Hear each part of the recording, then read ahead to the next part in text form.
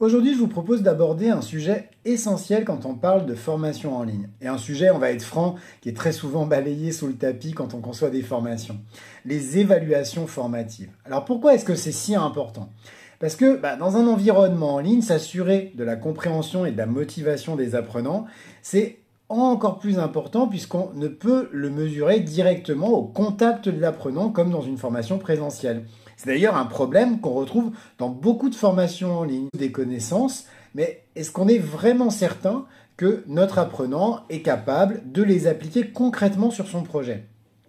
Une bonne évaluation formative, qui peut tout à fait se faire de manière asynchrone, va nous permettre de vérifier si les objectifs de la formation ont bien été atteints et donc d'identifier les points sur lesquels les apprenants ont besoin de soutien.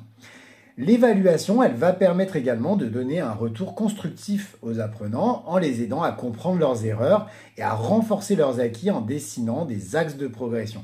Je vous donne donc 3 méthodes d'évaluation asynchrone qui sont hyper efficaces et éprouvées que vous pouvez intégrer très simplement dans vos formations en ligne. La toute première méthode, c'est d'avoir recours tout simplement à des quiz en ligne pour permettre aux apprenants de s'auto-évaluer immédiatement. Alors vous pouvez les présenter sous forme de QCM, de vrai ou faux, ou encore des questions qui nécessitent une réponse très courte. Le plus important, c'est d'utiliser un outil qui va vous permettre d'automatiser votre quiz et sa correction, comme par exemple Typeform, qui est très bien fait pour ça. La plupart des plateformes e-learning proposent aussi des outils intégrés. C'est donc un élément qui peut être important à déterminer quand vous faites votre choix. La deuxième méthode, c'est de proposer à vos apprenants de réaliser une étude de cas sur un sujet spécifique.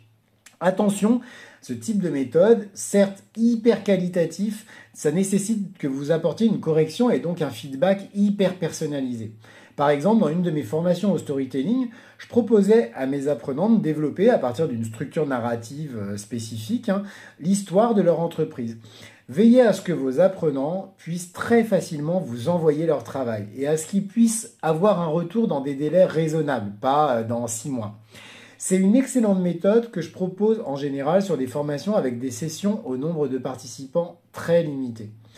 Enfin, la troisième méthode, elle consiste à proposer à vos apprenants un espace comme un forum ou encore un groupe de discussion sur lequel ils vont pouvoir échanger entre pairs et où vous allez pouvoir répondre à leurs questions si besoin.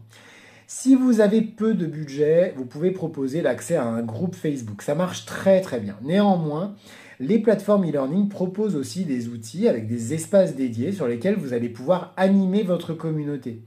Une meilleure solution, en tout cas, pour vous assurer que vos apprenants ne sortent pas de votre écosystème. Intégrant en tout cas ces 3 méthodes dans vos formations en ligne, vous enrichissez l'expérience de vos apprenants et donc vous boostez leur progression. Vous avez des questions ou des remarques, tout simplement dites-le moi en commentaire. Et si vous avez aimé cette vidéo, je vous propose de vous abonner pour encore plus de conseils.